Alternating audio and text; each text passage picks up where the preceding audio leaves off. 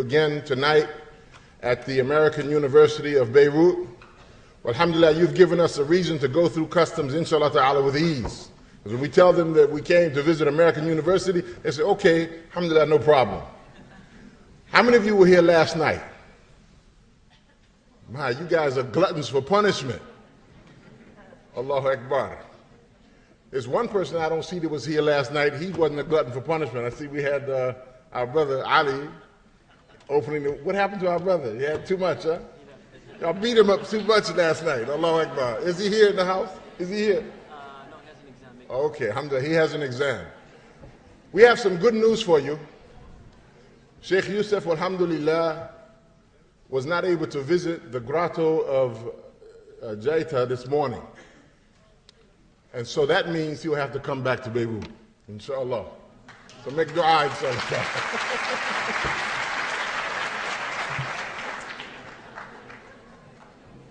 Well, alhamdulillah, how many of you have family members in the United States of America? Allahu Akbar. MashaAllah.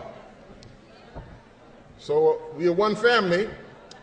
We want to ask you to tell your family members in America about Guide US TV. This is the first authentic Islamic channel in North America. No other channel broadcasts 24 hours a day, 7 days a week from the satellite, from 2 satellites, alhamdulillah, other than Guide, did I say US TV? I mean Guide Us TV.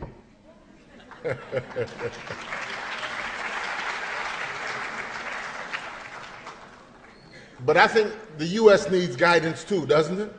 Does the U.S. need guidance? Alhamdulillah.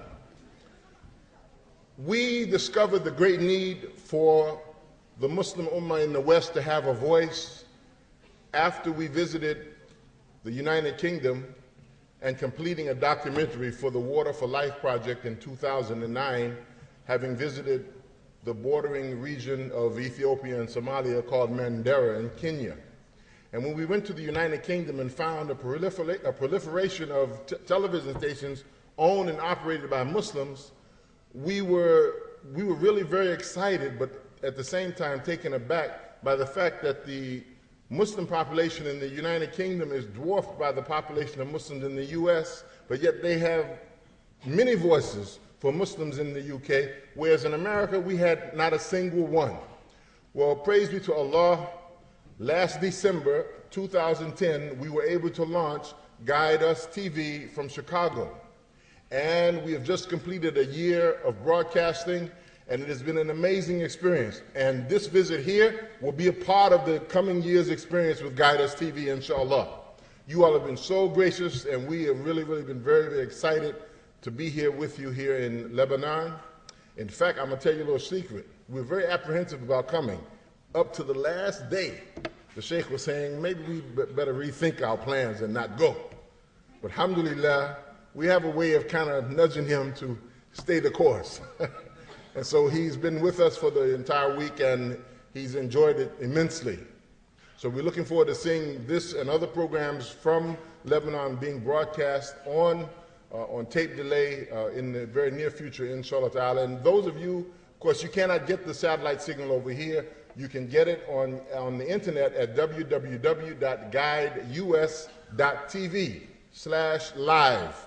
And we have an iPod access. So if you want to download the iPod application, you can watch Guide Us TV from your pocketbooks or from underneath your khimar, like the sisters like to stick their phones up in the khimar, alhamdulillah. So inshallah ta'ala, we are looking forward to a very, very wonderful evening as the Sheikh addresses the topic, Misconceptions in Islam, and inshallah ta'ala, after which we'll have time for question and answer. So without any further delay, I bring to you our dear beloved Sheikh of Da'wah, Sheikh Yusuf Estes. Assalamu alaikum wa rahmatullah.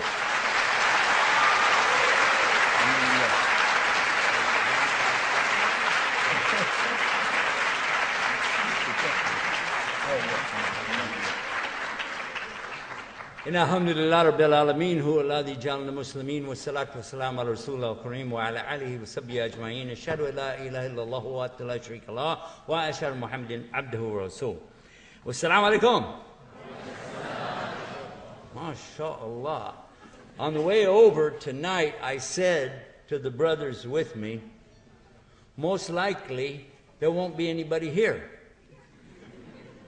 They said, why? I said, well, we were there last night, so why would they come back tonight? So, but then I found out it was free.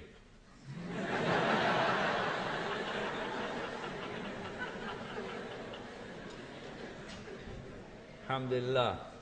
So that's on the occasion when we can offer double your money back if you're not satisfied. Alhamdulillah.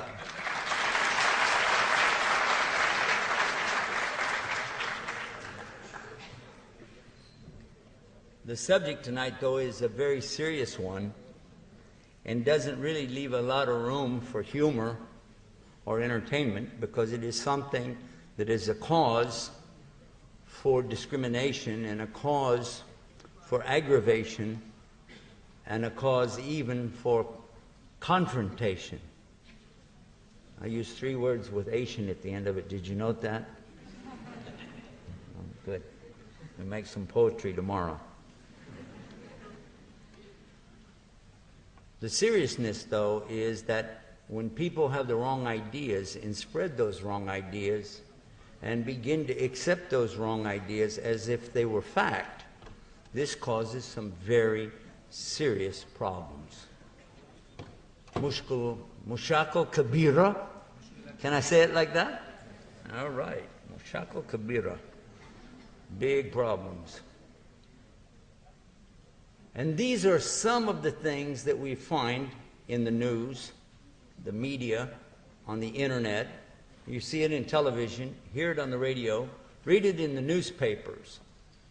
To the extent that even some Muslims begin to doubt their own religion. Even some of our boys and girls who write email to me, they will ask these questions as if it was a fact. Maybe some of you have encountered, maybe some of you have come across some of these misconceptions. And that's our subject tonight, the misconceptions about Islam and Muslims. Earlier tonight, I was presented with a list of questions for a television interview. We didn't use all of them, but as I was going through the list, I saw one and it said, how do you respond to the statement, I'm glad I knew about Islam before I met any Muslims? Have you heard that? Do you understand the context of this? I'm glad I learned Islam before I met Muslims. Well, actually, somebody really said that. In the 1970s, if I'm not mistaken, that's when Cat Stevens, the musical singer from England, entered into Islam by reading the Quran in translation to English. And he was actually trying to follow Islam, even though he'd never even been in a mosque. Then later, when he met Muslims and encountered some difficulties with those Muslims, some problems, he made this statement, I'm glad I learned about Islam before I met the Muslims. And I'm very sorry he had that experience. But that is not my experience. I would probably not be here today talking to you if I had just read about Islam. In fact, I think it was in the early 1960s that I read about something of Islam in a Sufi book. And as I read it, there were a lot of things in there that made sense, but it had no real depth to it for me, because I couldn't imagine anybody practicing this way of life. And I didn't even go forward with it. It was because I met a Muslim, worked with a Muslim, did business with a Muslim, lived with the Muslim in our house, that I was highly influenced to what Islam is, because he practiced it. So before we go even into the subject of the misconceptions, I would like to deal with one of the biggest misconceptions that Muslims have about themselves. Is anybody in this room is a Muslim? Raise your hand. Is anybody in this room is not a Muslim? Raise your hand. Anybody else? Hold on. You have to hold it up because... Okay, how you like being surrounded by all these terrorists? Oh, Muslim.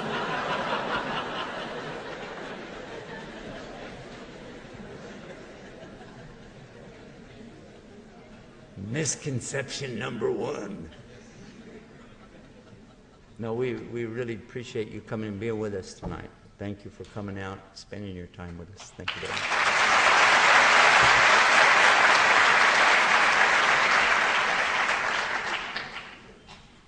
But as to those who did raise their hand as being a Muslim, I'm going to ask you a serious question. Do you know what it really means?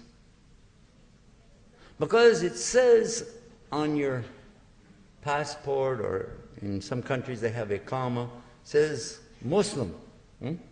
Choice of religion, Muslim. Huh? When you fly on an airplane, what kind of food you want? Muslim food, huh? But just because you say it doesn't make it true. As a Christian, when I was a Christian, we understood you're not really a Christian unless you truly follow Christ. Otherwise, you're just saying it. Right? And the same is true with a Muslim.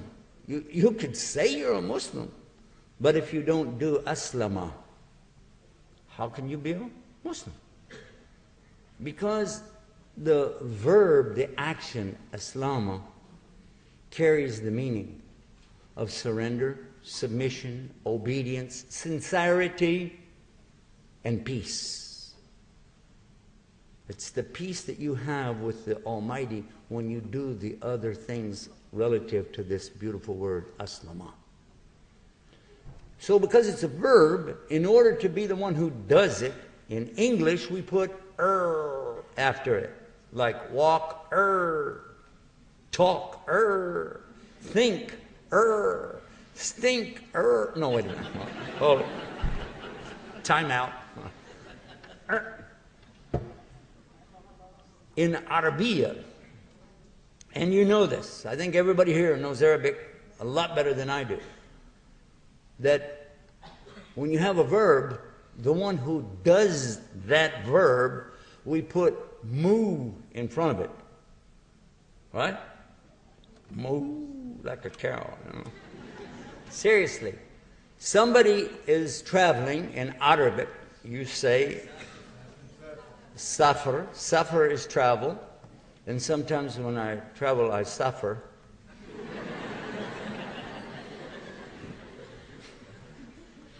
Thank you for laughing. That sounded like it was out of pity. But when... Oh, you know what? There's a word in English that comes from the safari. You know, the English word safari comes from safar, from Arabic. So when somebody is traveling, you put mu in front of that, he's musafir, right? Musafir. The same is true of the adhan. We just heard the adhan just a few minutes ago for Maghrib. The one who called it is called a mu'adhin, right? Mu'adhin calls the adhan. And there's something called salah, from silla, connection. The one who does that, musalli. Huh? The one who prays. So in order to do Islam, to become a real Muslim, you would have to do the actions so that you could be a real Muslim. That could be why, when you read some of the sayings, narrations, or a hadith of the Rasul sallallahu alayhi wasallam, we find he is saying the one who has left the salah is not of us. Laysa minha. He's not of us because he left the salah. Today I was reading some of the hadith of Rasul sallallahu alayhi wasallam, and he was saying that the one who is stealing, you know, a harami, when he is stealing, he's not a Muslim. When he is drinking alcohol, he's not a Muslim. If he's killing somebody, if he's doing anything that is the things that Islam tell you not to do, while he's doing it, he cannot be a Muslim because he's not doing aslama. So that could be why people like Yusuf Islam, Cat Stevens, and others have said, I'm glad I met Islam before I met the Muslims. But in my case, Allah blessed me to meet the average Muslim, the good Muslim, the one who is following this deen. And may Allah reward each and every one of you for following Islam. Ameen. I'm very proud of you.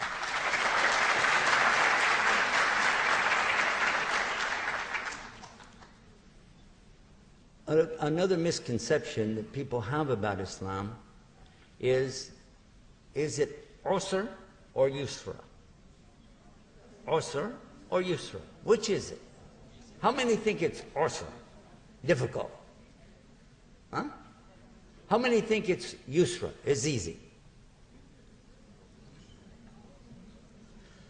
The concept is definitely easy. But some people make it very difficult. Yes or no? Very difficult. But what did Allah say about it? He wants for you ease, yusra. And you shouldn't make it difficult. And those who make it difficult, really they're not following the true spirit of Islam. Not all of us have the same inclinations, capabilities, or mental factors. Some of us are weaker than others. Some of us don't have the intellect. Some of us don't have the advantage of knowing a lot of things, but we have a good heart. We want to do as much as we can. So it's not fair to lump us all together and say everybody has to stay up all night long praying. In fact, the Prophet ﷺ, he didn't like people to do that. And it's not fair to say you're going to fast every day. I can fast every day, just eat one meal at night, drink of water in the morning. I'm macho, watch me.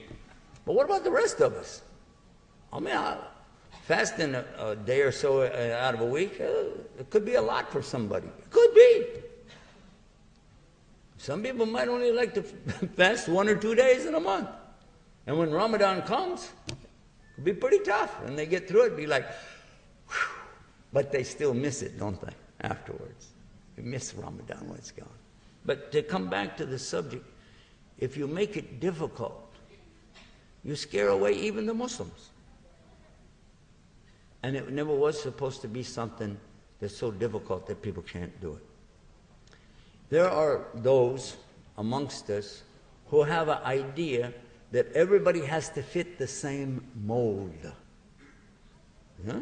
If you don't fit this mold, you're not a Muslim. You heard people say things like that. I recently saw on the internet that Yusuf Estes is a kafir. That's what it said. And how? They said, watch what he said. They took one of my lectures, a little piece of it, and stopped it before I finished the sentence. He's a kafir.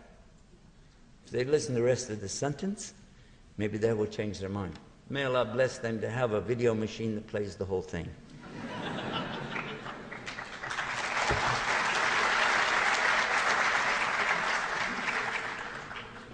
It's not about me anyway.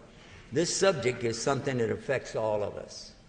Let's come now to some of the biggest misunderstandings, though, from those that are not Muslim.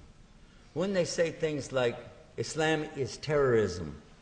Now, that sounds really strange if you know Arabic and you know what it implies. You read even basic books about Islam from Muslims. You'd have a hard time believing that somebody would even say it, much less write it down. Even in a joke, it's stupid. The word, the etymology of this word, does not lend itself to that. The words that come out of the word aslama or silm, the root, are nothing about aggression, oppression, or hatred, or any kind of dhulm. It's not related to it. Ma salama, the safety, the security, coming from this, right? Taslim. Does that sound bad? No? Salam. Assalamu alaikum. It's nice. How we get this? How? Because of what some people have done and some other people have exaggerated about and even implied that this was from our Prophet sallallahu alaihi wasallam. Now we see where the problem comes from.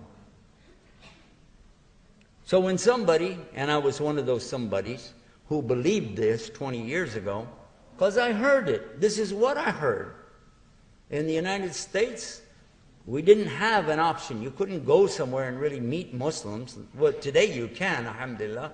But back then, there really weren't that many Muslims. There was one group called the Nation of Islam, but it was pretty far away from real Islam. Even some of those who converted over under Warthaddin Muhammad still were lacking a lot of things, and it still looked like a black movement as opposed to a holistic movement. So the idea that I had was what I got from TV. Exactly. All Muslims are terrorists, hijackers, kidnappers.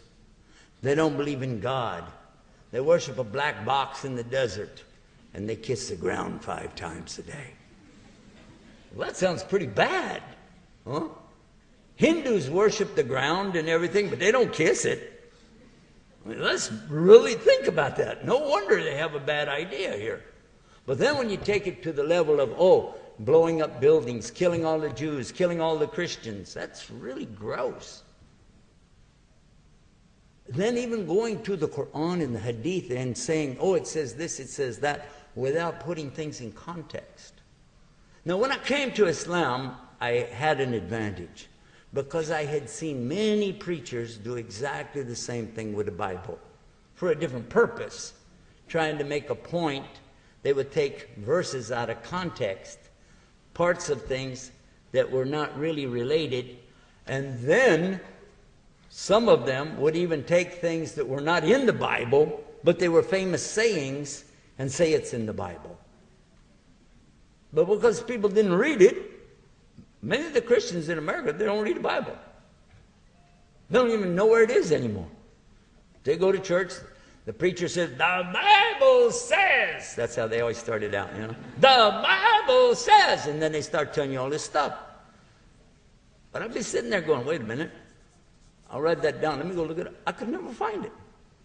If I asked the preachers about it, and I did, where is this? What does it matter? I said, no, where is it? No, but, the Holy Spirit inspired me to say it.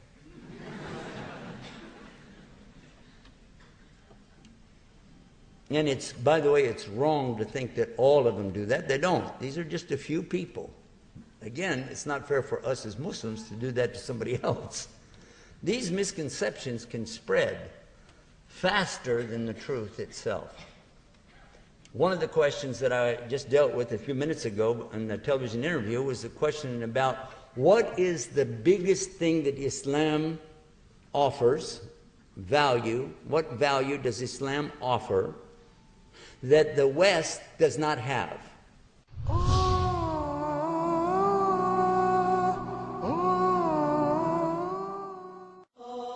مع افتتاح عامها 20 منبر الداعيات تطل عليكم بثوبها المتجدد. جديدها لهذا العام صناعة الحضارة هو وهي شباب بنات، نسمة حرية، ربيع الشباب، حكايا شبابية. منبر الداعيات للكلمة الحرة عنوان.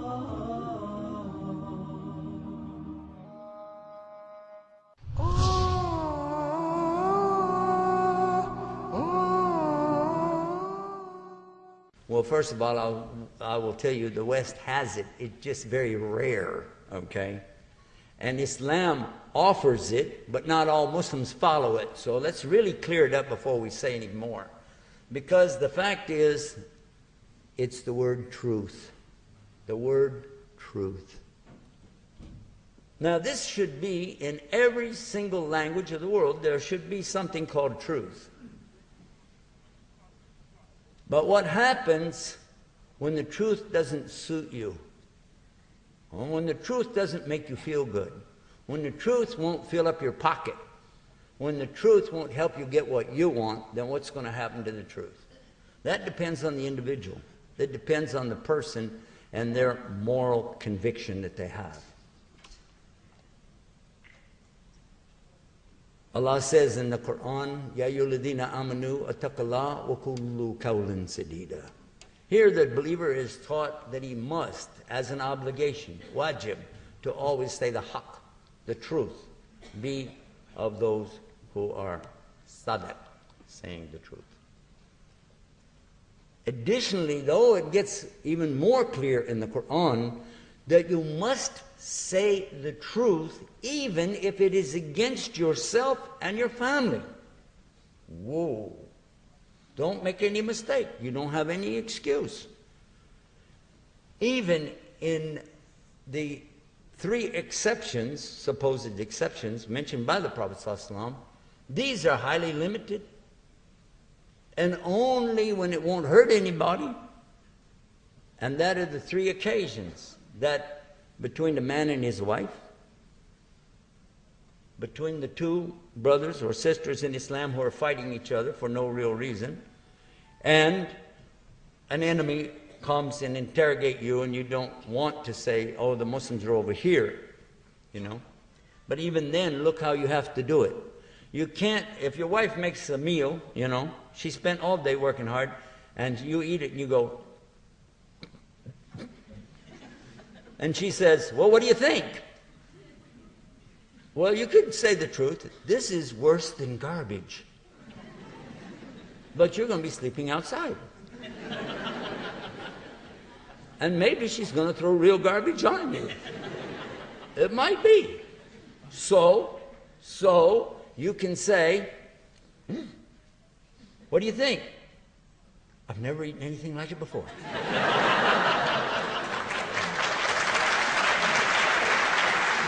And there's a line under that, and I never want to eat it again. So in this way, that's a lie. But at least it's not the kind of lie that we're talking about where you are absolutely saying the wrong thing. What you're trying to do is keep from hurting somebody's feelings without showing that they hurt you. Another one is between the 2 brothers. You know they're fighting. Then basically you're arguing over something stupid. Maybe they don't even remember what they're fighting about. But you want to bring some peace between them, some harmony. You can go to one and say, you know, so-and-so, he's a good guy. And he really likes you. He does? I thought he's mad at me. You know, this is ego, you know, nafs. Probably you didn't know, he's probably sad because you guys have been fighting. Really, you think? Yeah. Then the other one, tell him the same thing. Same thing. Make a little bit of ease between them, you know.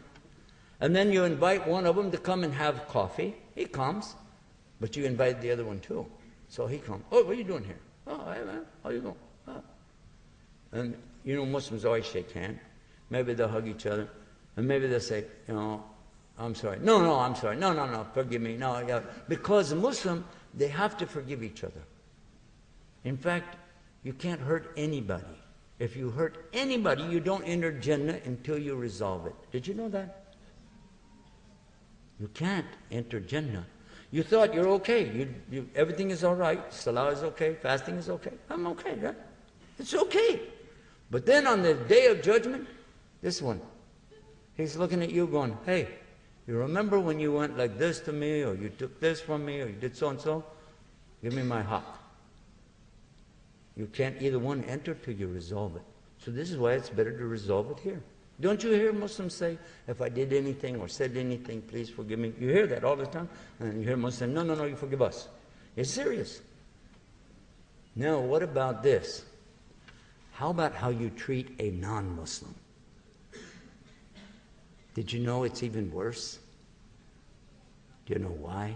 Because if somebody is not scheduled to go to Jannah, then whatever you did to them, you're going to get it right here. Ooh. And not only that, If you oppress a non-Muslim and they make dua against you, you're going to get it right away. There will not be any hesitation. Just like that. Why? Because two things. One, it's their right because you did it. And you know better. The second one is, Allah does not like people praying to Him in the name of something else.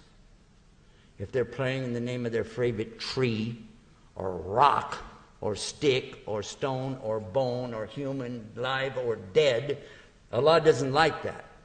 And He will give them whatever they want here in this dunya, because they're not going to get any share in the akhirah anyway. Did you ever wonder why rich people get richer and richer, and they do worse and worse, more bad stuff, and they still get... Why? Because they all do some good deeds. Everybody does some good deeds. Even Prophet ﷺ said, nobody's perfectly good and nobody's perfectly bad. As for those who are bad in this life, and Allah hates them, still the good that they did, He'll give them all of their reward here, so they get nothing on the Day of Judgment. But for the ones who are really good, they're not perfectly good, they did some bad, so Allah will give them their punishment here, so they won't have to suffer on the Day of Judgment. This is a clear hadith. I shortened it because I didn't give you the story of the two people and all of it, but I think many of you heard it anyway. So for sure, Muslims must say the truth and must have the best akhlaq, the best behavior. If not, we will suffer here and we will suffer on the Day of Judgment. Make sense? Yeah, okay. Now let's come to the misconceptions that others have and how we can deal with it. And go through that rather quickly, I hope. When people ask us, why the Quran says you have to beat your wives? Why does the Quran say, kill all the Jews and Christians? Before you start coming up with alibis and subjects, just hold on. I'm just going to give you the questions. Why do you worship a black box in the desert? Why do you force women to wear this rag on their head? Why do you force the children to pray? Why did Islam spread by the sword? These questions, you hear it, yes or no? A lot. And it comes like a fact. How you're going to deal with it. Because the problem we face today is nobody is really responding properly. The way the Prophet ﷺ would have responded would never have been to tell everybody to pick up picket signs and go to the streets and scream and holler. Okay, because say on Facebook, let's take Facebook or YouTube, something like that. Somebody puts up a video or a story or an article, and they're insulting the Quran or insulting the Prophet ﷺ, you know. And so here come the Muslims now. They're going to start a big campaign, right? They're going to put up the signs, the banners. They're going to go to the streets, you know, and chant and recite something, right? Huh?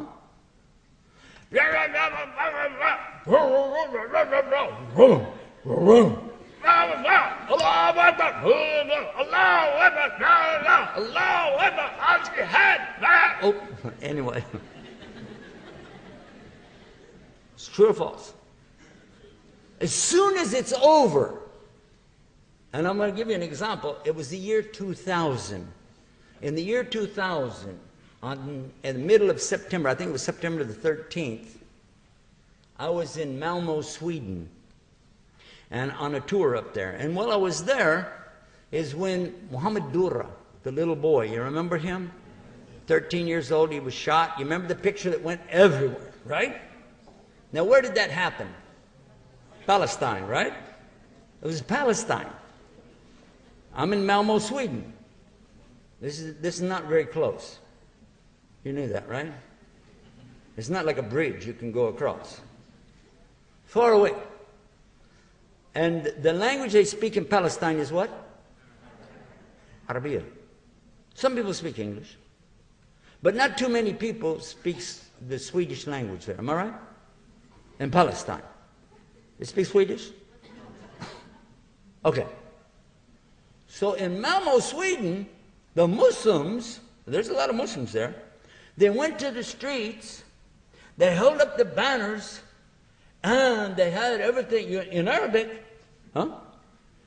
And the people screaming, and they had, you call it bullhorn. You know a bullhorn? You talk, make your voice out like that. Okay? And they said maybe more than 5,000. More than 5,000 marching down the street.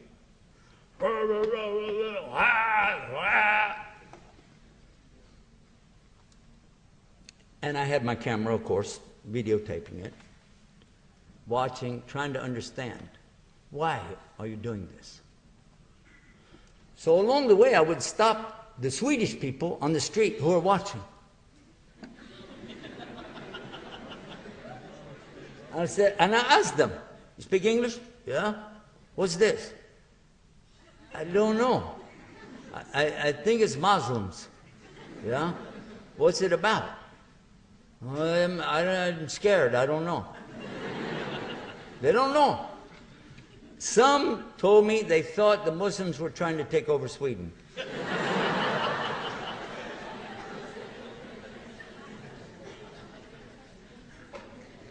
Some of their experts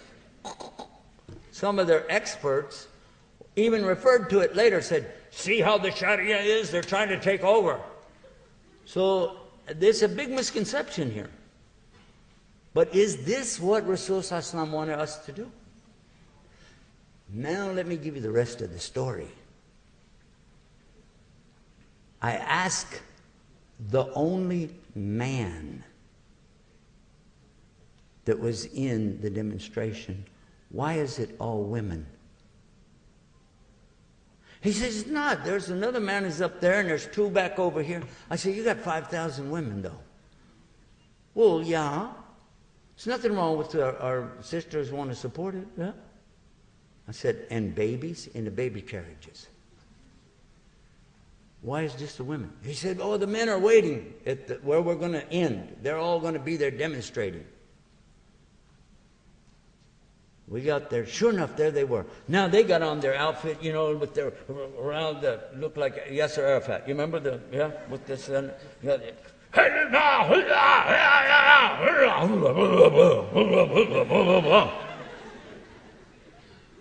Said, I get it. You know why they got so much energy? They didn't have to walk in the parade.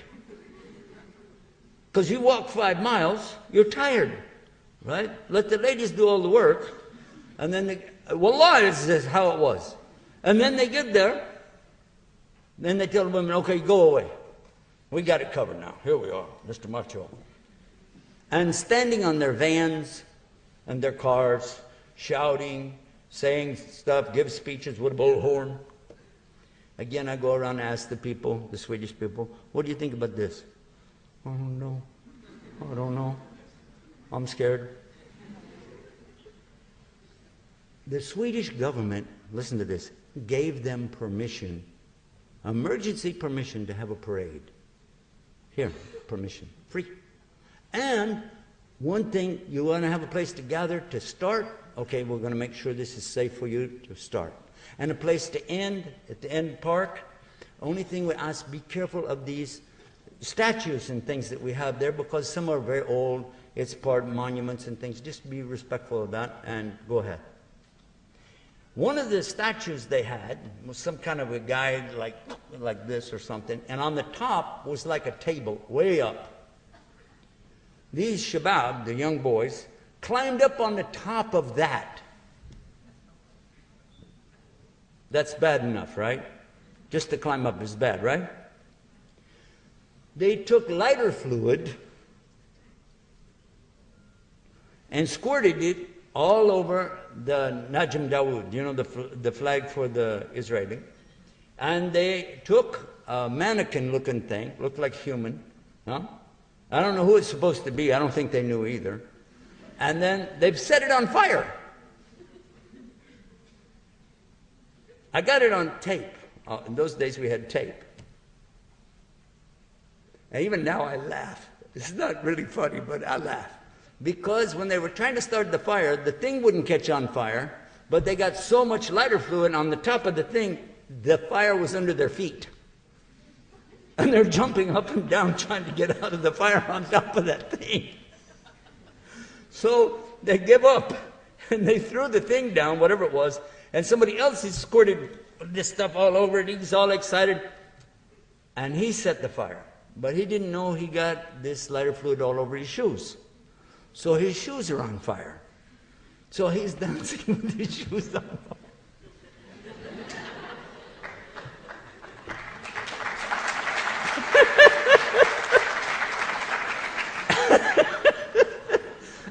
It's not funny, but it was hysterical. I don't know. This is not Islam. Not any of that is Islam. Because the focus and attention didn't show what the real problem was. And when it was over, as soon as they were finished, these guys went back home, took off all of their costumes, threw away their burned up shoes, and sit in front of the TV to see if they were on TV.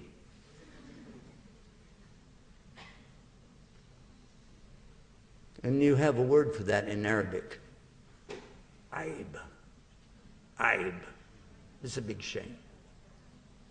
And no part of that represented anything to do with Islam. And unfortunately, it was in every city around the world. The same kind of stupid mentality. If you said, we got attention, yeah, you sure did. There's a lot of stuff you can do to get attention, and setting fire to yourself is sure one of them. There's no doubt about it.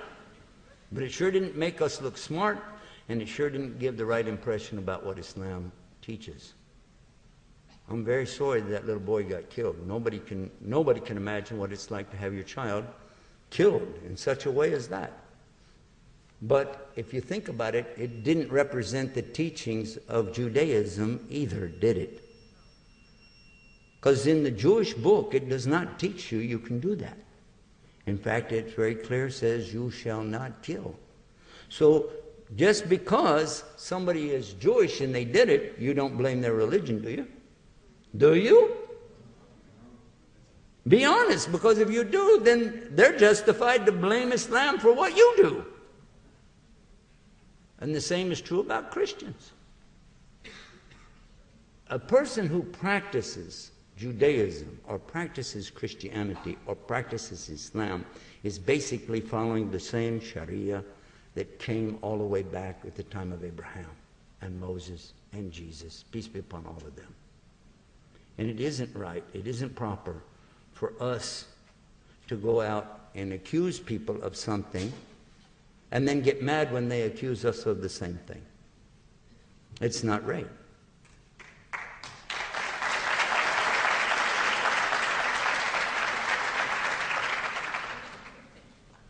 Islam is about balance. You know mizan. What's mizan? It's really about balance. And if you tip that balance even a little bit, you can lose your perspective, you can lose your hidayah, your guidance. As much as you want people to be fair to you, you must show that fairness to others. As much as you want people to say the truth, that means you're more responsible to say the truth yourself. As much as you want them to look at themselves, then you must be willing to look in the mirror the same way. And if you can't do that, then you're going to be a part of the problem, not a part of the solution. His early companions and followers did either. But the way that some represent Islam, I'm talking about the Muslims, you can understand why a non-Muslim would get these ideas. Because they would say, oh, your guy said, and they said it's in the Quran. Huh? But it's not. All right, now I've given you some general things. Let's talk about specific, and then we'll take some questions, inshallah. Specifically, somebody comes to you, and they say, how come you're in a religion that, and then they could say whatever they want after that. Could be anything, all right? That does this or that. Forced marriages. You force little girls to get married. Huh? And beating your wives. Why do you have to beat your wife? How you feel? You feel like, get out of here. My wife beats me. What are you talking about?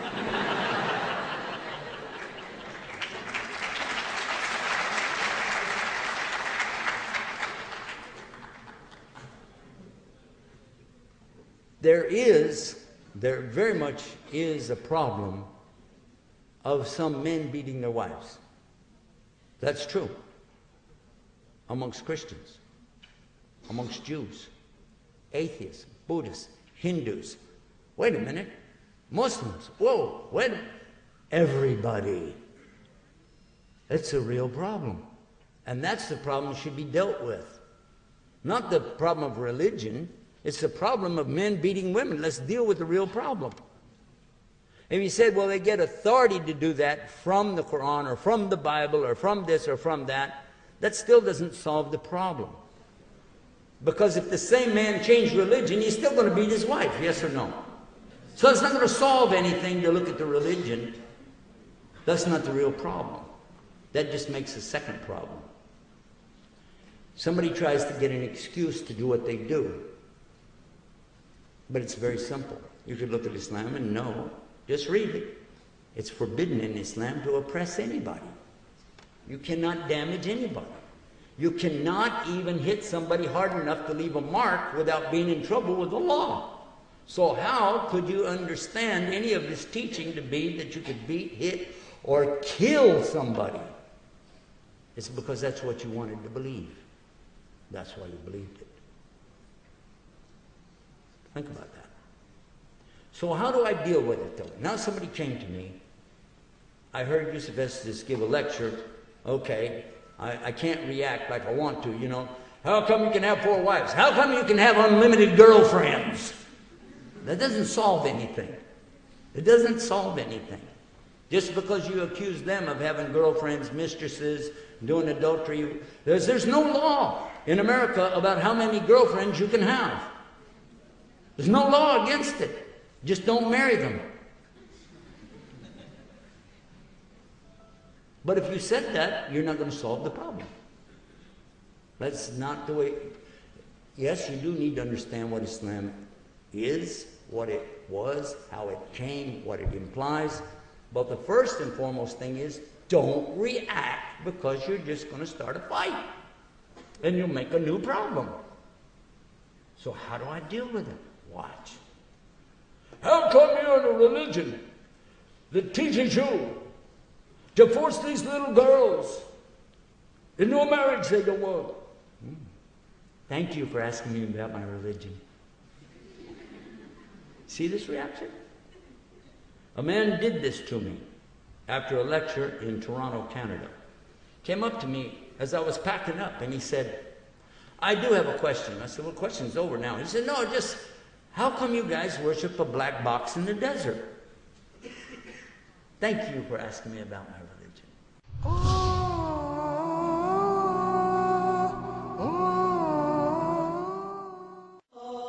مع افتتاح عامها 20 منبر الداعيات تطل عليكم بثوبها المتجدد.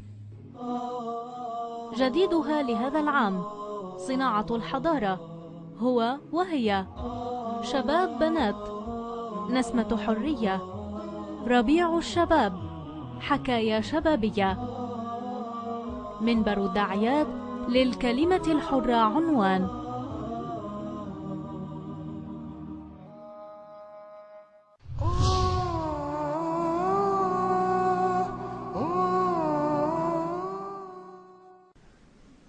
And I ask everybody to sit down again and we'll give him an answer. Slowly, step by step. And this is what we put on the internet. You can go there now to read it. Let me give you the reference for that. It's at searchforislam.com. S-E-A-R-C-H, the word for, F-O-R-I-S-L-A-M.com.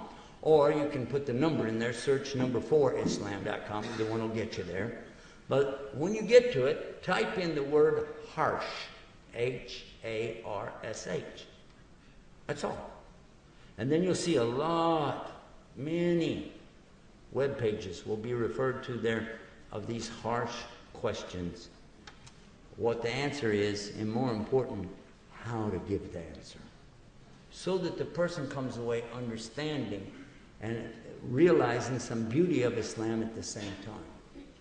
It really is amazing that the people who actually used it have written to me and told me, this works like a charm. And I'm telling you, it's nothing different than what our Prophet ﷺ would have done. He would be happy for the chance to talk to the people. Let us take another example before I go deeper on this. Our Prophet ﷺ took this message of worshiping one God with no partners to a place called a Taif. Anybody heard about that? Well, most of you here heard about a Taif. It's not very far from Arafat. If you know where Mecca is, the road to Arafat, keep going. There's some mountains up there, make a right turn, and there you are. That's Taif. So he went there and met, or wanted to meet, with the tribal leaders. Now these people are all descendants from the same tribe, way back somewhere. So because of their relationship, they should give him dignity, they should hear what he has to say, serve him, tea or water, something. And as we say, roll out the red carpet, because he's a dignitary, so to speak, coming from another tribe. But instead, because of the message he's carrying, because he is a prophet of Almighty Allah, look how they treat him. They said, we don't want to meet with this guy. Yeah? Because if he's not who he says he is, then we're entertaining a fool.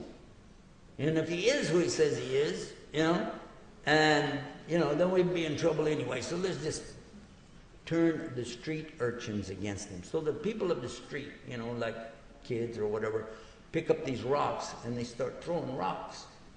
And they threw rocks on him and his companion, and they had to run out of town with blood running down. So much so the blood fills his sandals. And they didn't stop running till they got close to the end of a orchard, or I can't think what you call it in English. But when they got there, they stopped.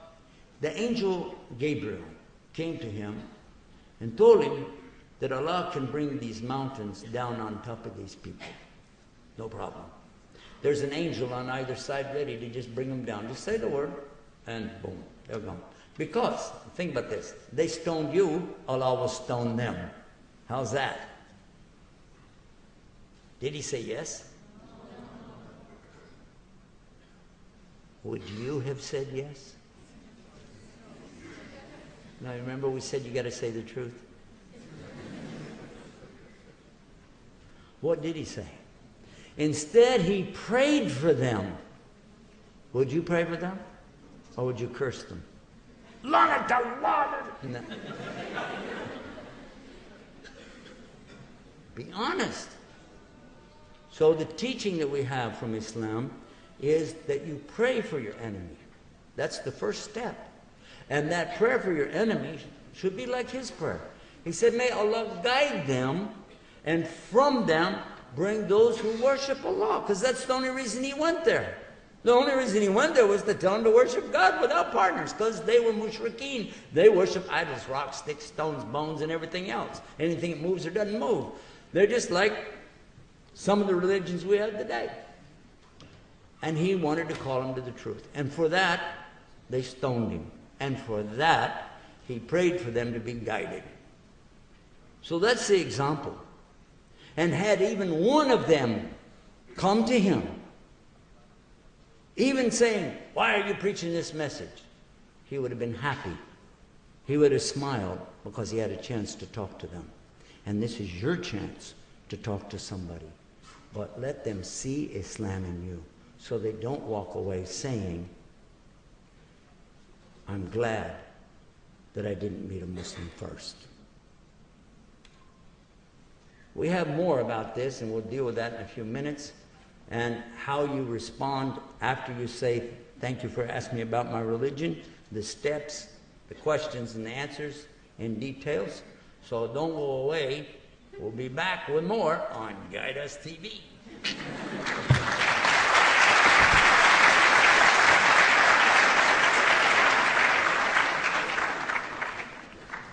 The first question that we have Is the Muslim God identical with the Christian and the Jewish God? Actually, we know the word is Muslim, but they wrote the term Muslim. Is the Muslim God identical with the Christian and the Jewish God? Bismillah, alhamdulillah, wa salatu wa salam, Rasulullah. Because of the nature of our program tonight, I'm going to add a little something to the question. I'm going to ask the question to myself as though somebody is attacking Islam, okay? Because this is a straightforward question and there's no problem with it. It should be dealt that way. But suppose somebody said that your God is a made-up God, it's not real. You're not the same as the Christian or the Jewish God. If they said it like that, then how do you respond? And I already told you, you say, thank you for asking me about my religion. And you smile. Don't forget to smile. Ibtisam. You know, like...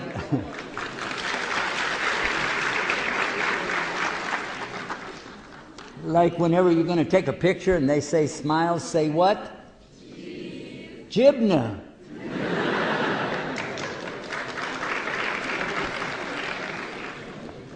But so somebody asks you a question like that, thank you for asking me about my religion, then go to the next point. In Islam, it is forbidden to lie. If I don't know the answer, I have to tell you I don't know. And I'll be rewarded for that. But if I make up any answer, I will go to hell for that. The second point, we have all of the references extant today about Islam. There is nothing about Islam that we need to make up or fill in the blanks. It's all right there. What Islam teaches has been recorded, preserved, and presented for over 1,400 years. There are not two versions of the Quran.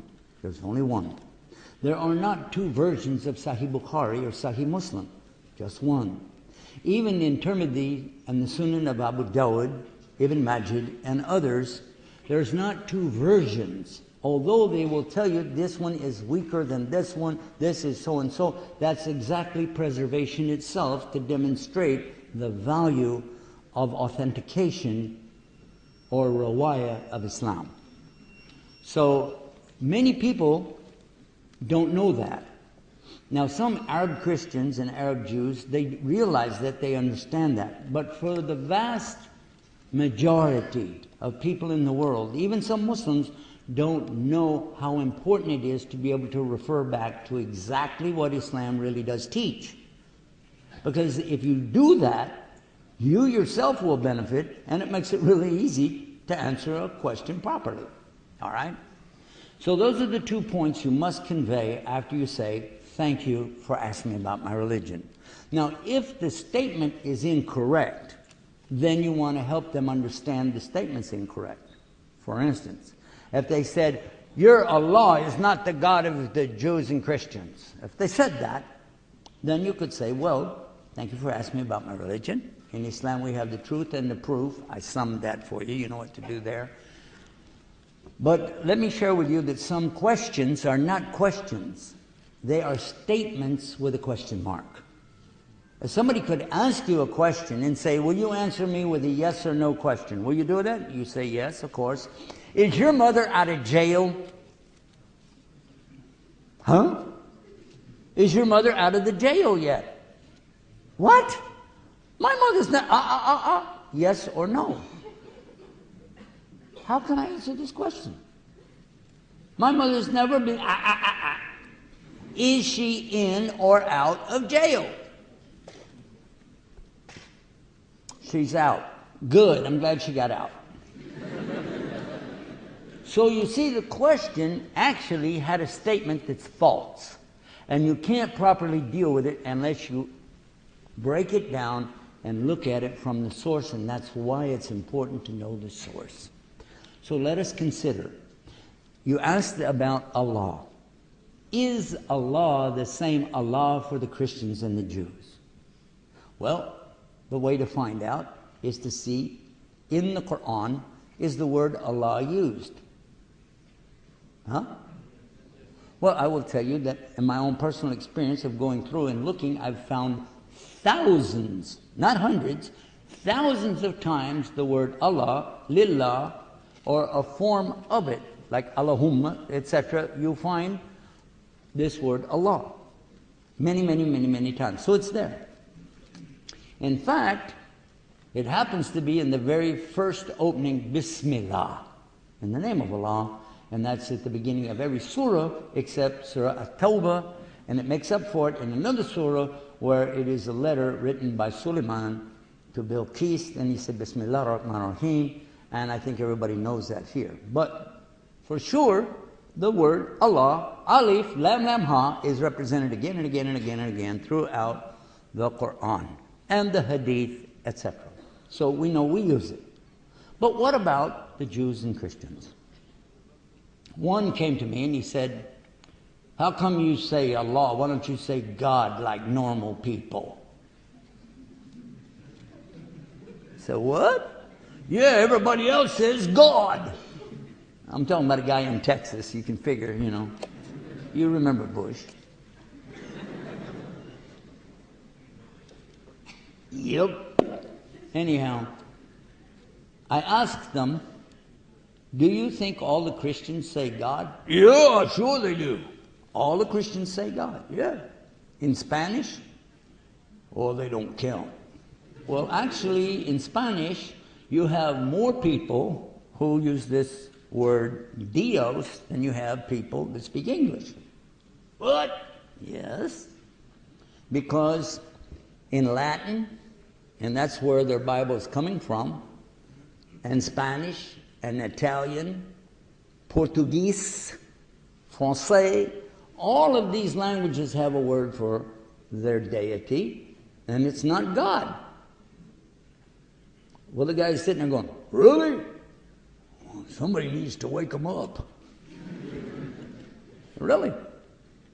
I said, do you think that the prophets said that word God? Sure they did. It's in the Bible. In the Bible. King James. Okay. Did you know that that was in 1611? No. Yeah. It was translated to English in 1611, to English. Did you know there was no English before the year 1066 AD?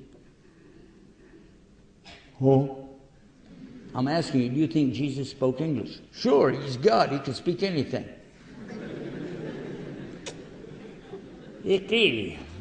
Thank you for asking me about my religion. Have a nice day. The word God did not exist at the time of revelation of any scripture, including the Quran. Nobody could have said God because it wasn't there yet. Oops. Well, after that, he was ready to listen to what I had to say. I said, now I want you to go to any hotel or motel in the United States, Canada, and open the drawer right beside the bed. What are you going to find in that drawer? You know about that. All right, you take it out. This is placed by the Gideon Society, and they've translated to 27 languages, including Arabic. And you can thumb through the first 7 pages, and you'll find samples, examples of the language they translated it into. They translated it from English into these languages, which means what? It's not, that's not worth a lot, is it? No. Because you're just taking this translation and putting it in another one. The first one is Afrikaans language, which is a form of German. The second one is Arabiya. The second one is Arabic. And what did they translate? This is from the book of John, chapter 3, verse 16, for God so loved the world. And what does it say in Arabic? It said, for Allah so loved the world. Alif, Lam, Lam, Ha. So, there it is. Now, what do you come back with? I have the Arabic Bible printed in a place called Lebanon. Have you heard of Lebanon? Oh, that's where we are, isn't it? And it says on page 1 for Genesis that it is Allah who created the heavens and the earth. It is Allah that created the first light It is Allah. And the word Allah is 17 times on page 1. There are 17 verses, and coincidentally, 17 times it says Allah in Arabic. So what do you say about that? You know what he said? Somebody needs to talk to those Gideon guys and tell them to put God in there. The fact is that people have been saying the word Allah all the way back before recorded history. That is the Arabic word for the deity. Not just for Jews and Christians or Muslims, but even for the mushrikeen themselves. It was the word used. Because if you doubt what I just told you, go back and look at the hadith about people named Abdullah, who were not Muslims, that they were named Abdullah. Abdullah. So the word was common. The word itself is common. But what's not common is the concept, and that's where the problem came in. In this case, you can use the example, if you have time to talk to them and tell them, that it was the very thing that upset the families and tribes of Muhammad, peace be upon him, before he was the prophet. They loved him. They all loved him. They had so much respect for him. They called him as-Sadiq, the truthful. They called him Alamin, which is the trustworthy. They called him by the highest names, had the highest respect. There was nothing about him except it was good. He never drank. He never went to, let's say, parties. Let's leave it at that. He didn't engage with anything evil whatsoever. And they all knew that. He was a virgin at 25 when he married his wife. Now, how many people at that time, I mean, come on, give me a break. So, in light of that, imagine when he went up on top of the mount and he said, or called actually, the tribes, come on, Bani so-and-so, come on, Bani so-and-so, this one and that one. He called the tribes in a manner that they used to call if there was a war coming on. And they saw him up there on this mound, and they saw him crying out. They said, okay, something's wrong, let's go. And they show up. Some of them even had their weapons ready to go. You know, what's going on? He said, if I told you there's an army on the other side of this hill marching on us right now, would you believe me? They said, yeah, who is it? Let's go get them, you know. He said, no. Would you believe me? Yeah, you're the truthful. Go ahead. Who is it? What is it? He said, then, I have a message. La ilaha illallah, Muhammad Rasulullah. I said, Ana Rasulullah, and I'm the messenger of Allah. So why, all of a sudden, they turned against him? All of them, this is what you call us out for? They became angry. Why would they be angry? In fact, many of them used the word Allah already. What upset them? Because when he said, La ilaha, that's the problem in Arabic. It means there is no deity. There's nothing to worship. Illallah, except Allah. And they understood it clear. And they reject that message instantly because of a number of reasons. One, their traditions, their forefathers, their culture. Another is the economics associated with it, because everybody used to come to Mecca for no other reason than to do tawaf. Some of them even taking their clothes off and doing tawaf, going around the Kaaba. That's what they did. And that was a religious ceremony that all these different people did. Idolaters, mushrikeen, didn't matter who it was. Whoever came, the Arabs, they would do that. And they came, they had their caravans so they could do horse trading, as we call it in Texas. Trade out, do this, do that. So it was a monetary interest that they had in this, and they were concerned about that. So that was the real reason for their rejection. It wasn't that they were mad at him, they were mad at the message itself. And so that's the idea that we have when we talk about La ilaha illallah. It is the concept. There isn't any God in this creation. Not Muhammad, not Jesus, not Moses, not any human being, not any animal, not any plant, not any rock, not any star, not any moon. There is nothing in the creation of Allah worthy of my worship, only Allah. And if he wants to carry it to another level, let's just look in your Bible. What does it say in Exodus 20? Very clear. You cannot have any partners at all in worship with Allah. It says it more or less like this: I'm the Lord your God that brought you out of the land of Egypt and the house of bondage, because they were slaves. The Israelites were slaves. And you know no God beside me. Beside me there's no other God. That's 3 times. And now watch this. Thou shalt not have any other gods beside me. Is that clear? How clear do you want to be? And the prophets who brought that message were rejected by the Israelites too. Many of their prophets they killed. Read the Old Testament, it says they killed them. Read the story of Elijah. Read the story of Elisha. Read the stories of the prophets and you will see for yourself. They had to run for their lives. And only because of this message. Worship God. Don't worship what He created. So if they said, well, that's the Old Testament. And I've had them do that to me. Say, that's the Old Testament. You know, the New Testament. What, you got a new God? It's the same God. Yeah, but He decided to do this and change, blah, blah, blah, whatever. But still, in the book of Mark, chapter 12, verse 29, they asked Jesus, what is the greatest commandment? Amr Kabira. What is the biggest commandment? It is to know, O Israel. And I like this because it relates to Aqidah. It is to know, O Israel, that the Lord your God is Wahid, one God. And you have to love Him with all your heart, all your mind, all your strength, and a commandment like unto it to love your brother as yourself. And if that's not the message of Islam, then I totally misunderstood all the way around. Because first is your relationship with Allah. Second, it should be reflected in the way you treat the people.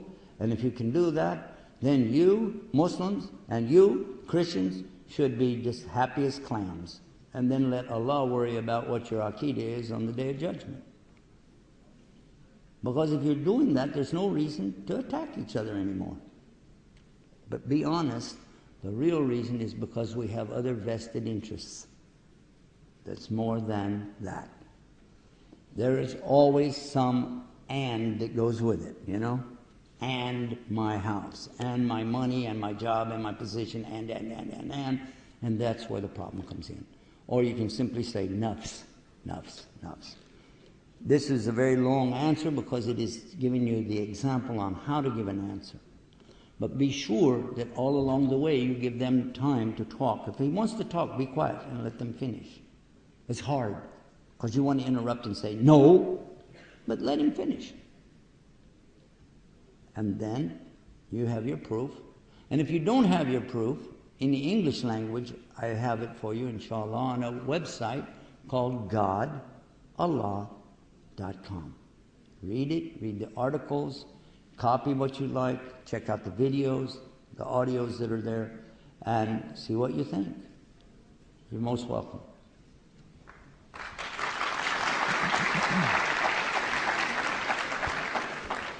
The next question, Sheikh. What would you do in the case of one who is considering Islam but are hesitating to revert or convert to Islam? Right here, right now.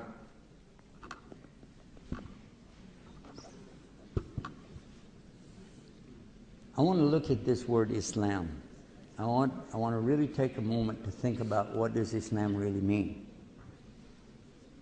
When I was 17 years old, you know, I think a lot of boys go through this about that age when you have all your difficulties and problems. I found something really nice that I could recite from my Bible that made me feel good. It was called the Lord's Prayer. I enjoyed reciting that. I memorized it early in my life, and it came in so handy many times. But I became very conscious of it in those days, and I could just think for a second and have the whole thing just almost play automatically in my head. It begins with one word that a Muslim might not like to hear. It says, Our Father, because we don't think God is a father or a mother, but rather the creator of all the fathers and mothers. But after that, listen to these beautiful words. Which art in heaven. Where's Allah? Okay, right? You point up, in heaven, wherever. So, that's the first part. hallowed be thy name. Well, Allah has 99 names that we consider very hallowed, very sacred. It's the word Quds. In fact, look at how this word plays into the names of Allah itself. Al-Qudus. Wow. Then it continues. Now this is in the Bible. This is in the New Testament twice. This is what Jesus told his companions how to pray. Your kingdom come, God's kingdom. Your will be done, God's will. Allahu ala kulli shay'in qadir. His will be done on earth as it is in heaven. This is the word Islam. That's the meaning behind Islam. Do what God wants you to do. Stop doing what you want to do. Thy kingdom come, thy will be done on earth like it is in heaven. Then give us this day our daily bread. Rizqa. Ya Razaq. And forgive us of our sins or trespasses as we forgive those who do sin against us. You're asking Allah for maghfirah. And you're forgiving other people. We talked about that already. You have to forgive people. And they have to forgive you. And you ask Allah to forgive all of us. What a beautiful thing. Anything wrong with that?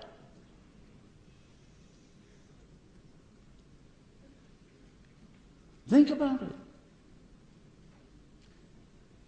So if a Christian and a Muslim are saying the same words, how about the end of Ayatul Kursi? You know what? وَاسِيَ كُرْسِيُّهُ السَّمَاوَاتِ وَالْأَرْضِ وَلَا يَئُودُهُ حِفْظُهُمَا وَهُوَ الْعَلِيُّ الْعَظِيمُ.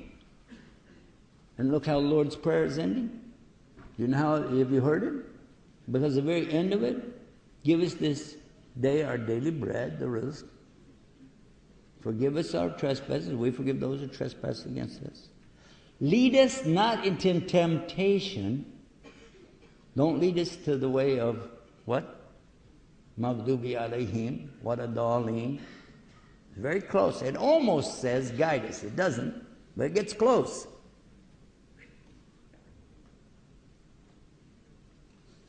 Deliver us from evil. What do you say when you go to the bathroom? When you walk in the bathroom, what do you ask Allah? Protect me from any evil when I go in the bathroom. What do you say before you recite the Quran? A'udhu billahi minash shaitanir rajim. For yours is the kingdom and the power and the glory. وَلَا يَعُودُهُ حِفْظُهُمَا وَهُوَ الْعَلِيُّ الْعَظِيمُ. Is that beautiful?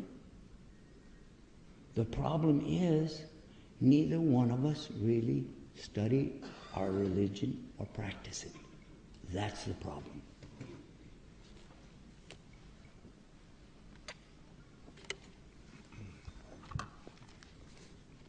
How would you respond to someone who called you a terrorist?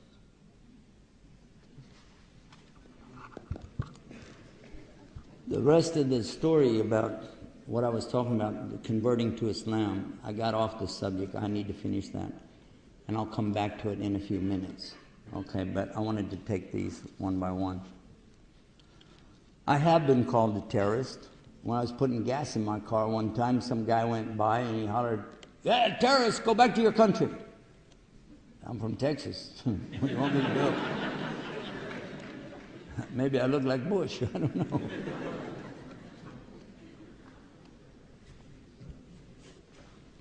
Yeah. My wife is the one who actually responded. Just recently, just a few weeks ago, said she was in a grocery store. She was buying some groceries. And the lady ahead was talking to the checkout lady, you know. And she was saying, "Oh, why did they let these people shop here? Why don't they go back to their country?" Now, my wife wears the face veil, so you can't see her face. You don't know what she really looks like. But you know what she sounds like. She said, "What'd you say?" She said, "I'm not talking to you." She said, "No, you're talking about me. I'm in that conversation." She said, "No, you're not." "Yes, I am." She said, "I'm not talking to you." She said, "Yes, you are." She's from Texas, too.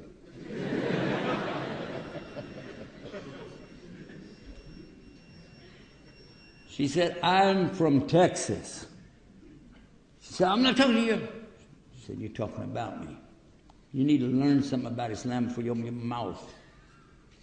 Now, I don't recommend that, okay? I'm just telling you, because it said, how do you deal with it? I'm telling you how she dealt with it. One time, somebody asked her, why are you wearing that face cover? She said, because I don't have any lips.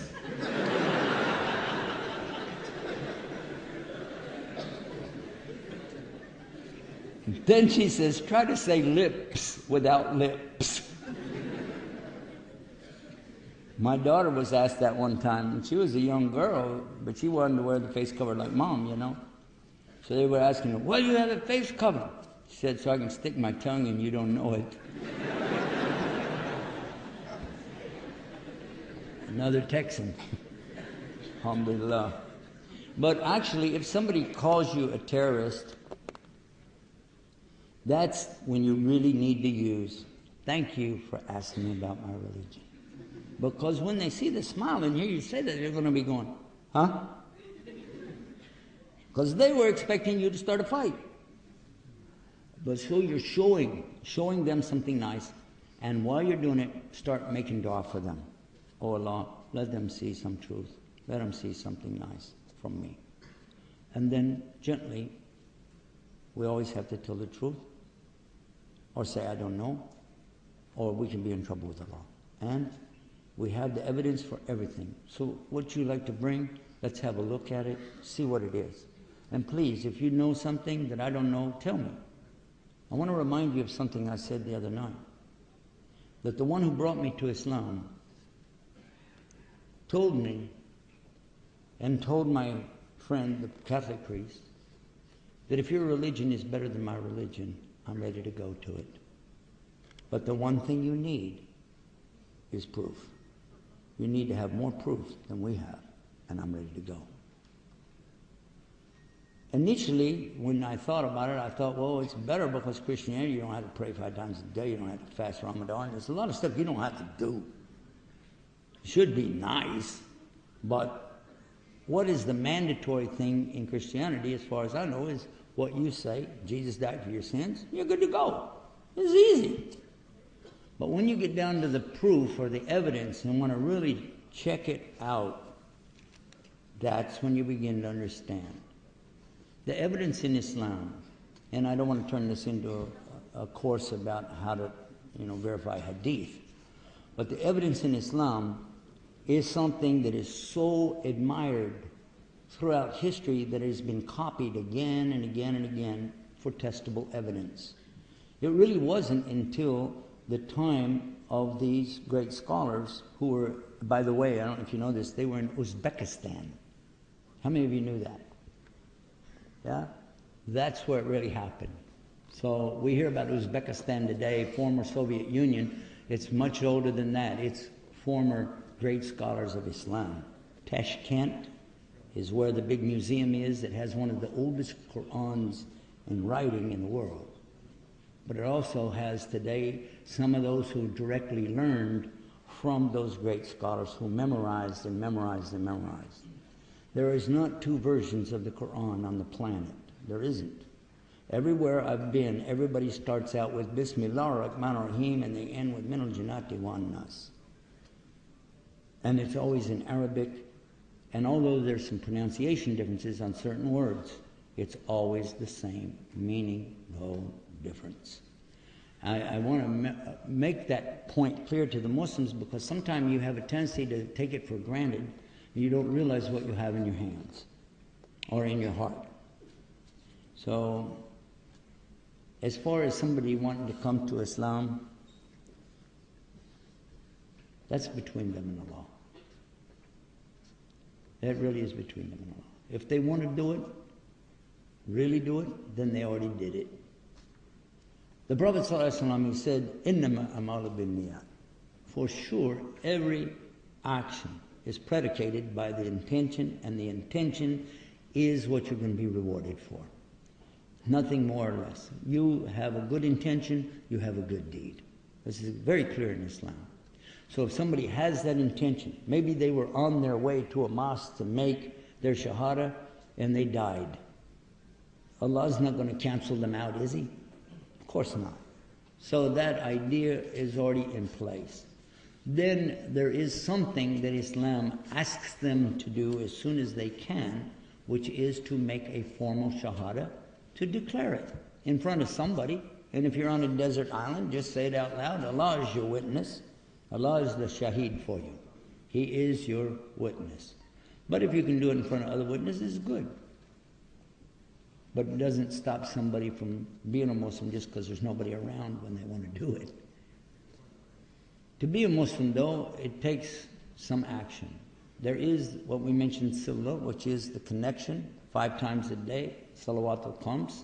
For ladies, there's the exception during their monthly cycle. The ladies will explain that to you if you want to know more about it. Then for the Ramadan is the same thing. We fast every single day. Again, the ladies get that exception during that time. And the fasting is from the time just before the sun comes up till just after it goes down.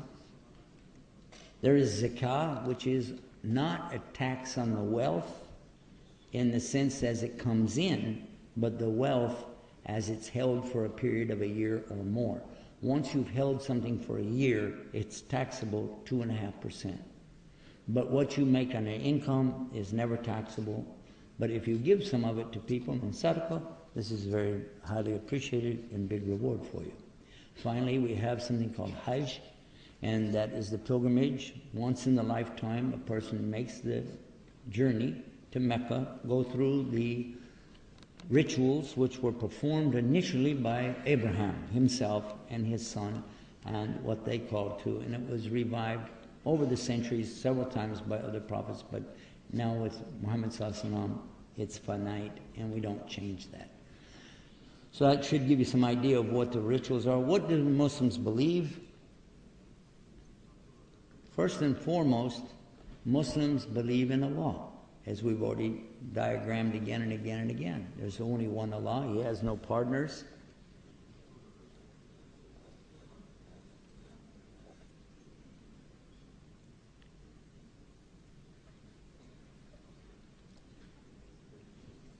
And we look to Allah for everything we need. We depend on Allah, and we ask from Him only. The second thing is that we believe in the malaika, the angels, because the angels, they perform many of the tasks that Allah sets them out to do. The angels, they're made out of light, and you don't see them, but that doesn't mean they're not there.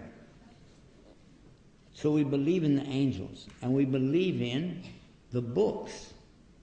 Be careful about this subject, because if you said we believe in all the books, then this would indicate that you believed in the books as they exist today. We do not believe in the Quran if it's translated. Do we? Of course not. That's not from Allah.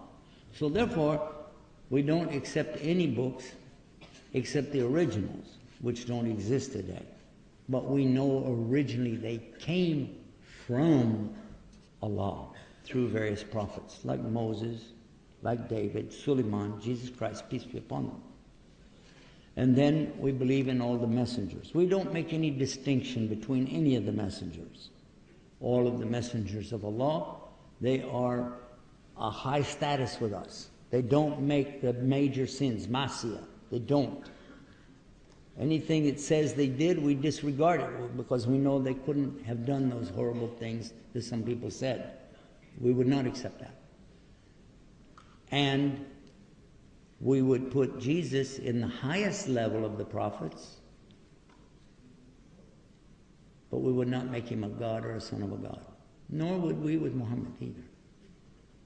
On the subject of Jesus, Christians like to know what you believe. We believe in the miracle birth of Jesus, but we also believe in the miracle of Adam being born out of mud, and the miracle of Hawa, Eve, coming out of Adam with no mother. And we don't worship them either. So that's not a reason to worship them. We believe in the miracles that were performed by Jesus by the will of Allah. But we also believe in miracles that were with Moses, with Ezekiel, and other prophets. And of course the miracles that came with Muhammad sallallahu alaihi wasallam. We believe in these prophets in the highest level of any human, no doubt. We also believe in the akhirah, and there is a day of judgment, and there are people who will go to paradise, some people will go to hell, some people will get out of hell and go to paradise. But nobody will be taken out of paradise and thrown in hell. Alhamdulillah Rabbil Alameen. So when we understand that, we find now that even in the Quran it tells us about the early Christians and early Jews, definitely who followed their prophet, they will go to paradise. So we don't have this problem of saying only us, only us. It's not exclusive at all. For those who understand and follow their prophet at that time, they are good to go, inshallah, up to Allah. And then finally, we believe in the qadr of Allah. Everything is by Allah's will, not by you, but by Him. And what He wills will happen. This is Islam. If you already believe that and ready to put the actions that I already mentioned in place, then inshallah you're good to go. Alhamdulillah, you can be a Muslim.